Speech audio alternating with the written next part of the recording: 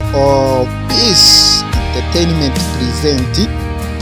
aka ni Agasobanuye n'akaririmbo gahimbaza Imana ati mwami uri uko mbyutse ndetse n'umutima woroheje ati ngerageza byose kubitunganya kugira ngo ndikumwe nawe muri ubu buzima uri amahitamo yanjye kandi meza kubera ko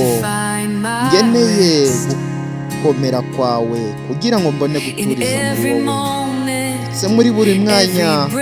bandiho ndetse no muri buri mwanya mfata mpumeka ndashaka nkumpera amahitamo ubwo gukosora amafuti y'ejo hazaza ntazakora kuko ngukeneye muri buri kimwe cyose nkora mu kazi kanjye no mu ntiba y'umutima ndashaka kuba ari wowe ntekerezaho gusa ati kuba ari wowe ntekerezaho gukunda wowe gusa ati mwami era umuyobozi nonaha ati Yesu ati ndashaka kukugira wowe wenyine Peace Entertainment present good worship ati nyobora mu misozi ndetse no mu bibaya atumereza amaso yo kureba ibitabasha kubonwa n'undi muntu uretse wowe wenyine ati mfasha kuvuga urukundo rwawe n'icyubahiro cyawe Yesu ati reka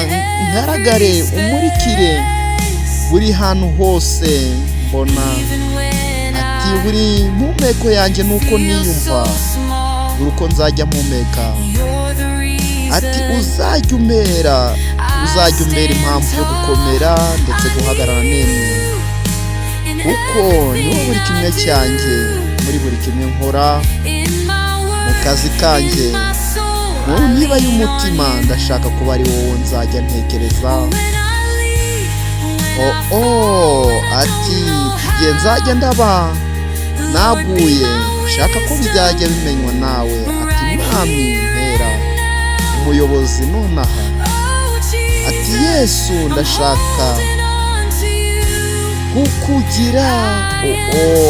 ati uko ngerageza mwami uzajya ukosora amakosa yanjye ati uzajya umbabarira ati uzajye uhora umpereza umutima usaba imbabazi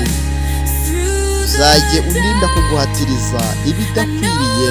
cyangwa gukora ibidakwiriye yabizi neza ko utanziga ati mwami ndakwizeye nkwizeye iminsi yose ndetse nzakwizera iminsi yose muri buri bihe byose nzajya nguramya ndetse nanguhimbaza Yesu ndashaka nkubwire ati muri buri kimwe cyose nkora ushaka kwamamaza duhamagare kuri 0 8 8 Peace Entertainment present